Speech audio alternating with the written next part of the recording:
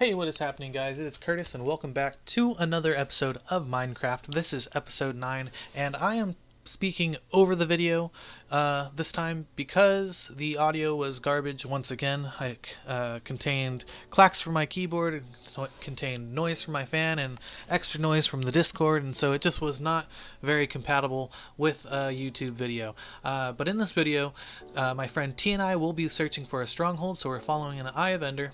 And at first it took us by this little village over here, and instead of throwing it again once we were inside the village, I decided just to keep running, and it was a very long time before I threw it again to find out that it was the opposite direction and was actually inside the village the whole time. So we took it and we ran straight to the village, and when we got there we attempted to throw it again, but unfortunately it seems like it disappeared as soon as I did it. We searched all around and honestly we couldn't find it, so I'm guessing that it was destroyed. Maybe we need better sound effects for that in the future, I'm not sure.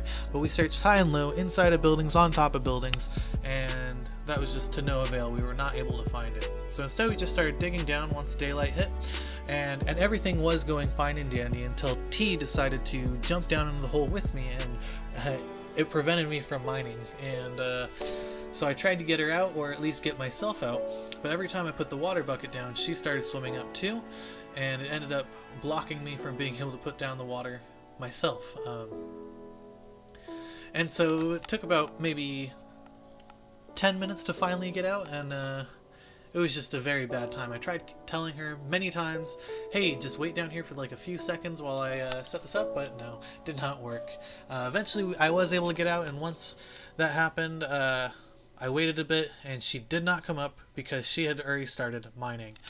So to make up for lost time, I started mining in an opposite direction, and eventually I found myself inside the stronghold, and I had her follow me, and we started to navigate all around it. And one of the very first things we found that I thought was really cool is the library. We found a couple of these, and I always get really excited for the libraries because those are just some free enchanted books waiting to be picked up, and also quite a bit of string that we can use too for any bows, for any crossbows especially, and quite a bit of paper as well, and extra books if we wanted to use them for our enchantment table. So it was very cool. Upstairs there was a lot more enchanted books, some more compasses and paper, but I only took the one compass. T was very upset that there was nothing to find in the library because I had already taken it. But eventually we did end up finding the end portal and the silverfish spawner. Unfortunately though, T has never really played Minecraft like this before, and so when she came across the silverfish, she attacked them immediately, only to find out that they all go after her if she does that. To help her out, I placed down some lava to hopefully kill off some of these silverfish, and then I set off to destroy the spawner to make sure no more spawn in. After that, we decided to try finding the exit, and that took quite a bit. So at this time, I'll remind you guys, if you're not already, you can subscribe by clicking that subscribe button and hitting that notification bell to get notified for any upcoming videos. And if you're not already following, you can follow me on Twitter or support me on Patreon, both at Curtis Does a Dig. While we were searching for the exit, though, we ended up finding a cave system, and in that cave system was also a piece of mine shaft. On the other side of the stronghold, though, we did find the rest of the mine shaft, which happened to have some diamonds, some redstone, some lapis, and some other awesome minerals that we would use for our future projects, hopefully. Eventually we did find this spider spawner, and that was really exciting for me because I had been wanting to make a spawn farm for a while, or some sort of mob farm for a while like this, and so it was really exciting, and plus we got a lot of string for it. And so it was amazing to be able to finally get this set up and get it started working in. You have to remember that I have no idea what I'm doing when I'm making these farms, so don't judge me. But eventually I did make something that works. Pushes the spiders out using water, and they come in through the floor underneath, and I get to attack them that way. Not my best design. It's definitely is very dangerous because if I leave it running and yeah, they'll be able to attack me because there's like no way for them not to get up. And so we can see right here, they just plop in from that 1x1 hole. And so that's pretty dangerous. Don't want to leave that running without anybody here to take them out. Eventually I ran into a pillager, and that was very upsetting because I ended up accidentally getting the bad omens effect. Unfortunately. But it wasn't that big of a deal because eventually I did find a small stack of some diamonds, and unfortunately underneath those bits of diamonds happened to be some lava, and what I ended up doing is plunging myself directly into it. I tried to get myself out and I ended up making things a lot worse for myself. So I had to wake up, run back to the village. I had to go down the little waterfall that I had made previously,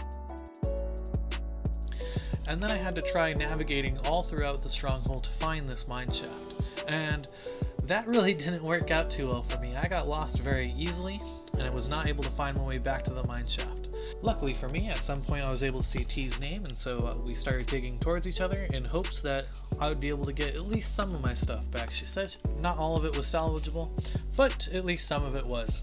After re-equipping most of my armor and setting up my inventory again, we went spelunking, and so I looked around a little bit to see what we can find, and I followed a sort of path to get somewhere, and the place I ended up getting to had quite a bit of diamonds. We found 4 up here, which was really awesome. I think that pretty much made up for what I had lost, I believe.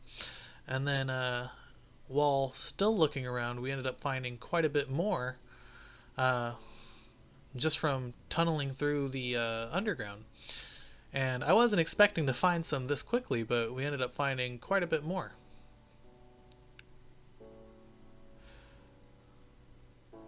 Eventually, though, we did tunnel all the way back home, and I can see that nether portal I set up previously in the top corner, and so I ran back to where we were paused at before and collected most of our iron and ran back home for the rest of the day. And then once we got home, I spent the next hour or two trying to figure out how to get a specific villager to become a librarian with the mending enchantment, and so I had to keep taking down this lectern and placing it back again to reset the traits. Unfortunately, this was uneventful, and I was not able to get the mending enchantment right away, but I spent so long trying to get this to work that I just, you know, if I had to deal with it, you guys are going to have to deal with it too. But anyway, thank you guys so much for watching. I hope to see you guys in the next video, episode 10. Thank you guys. Have a great day.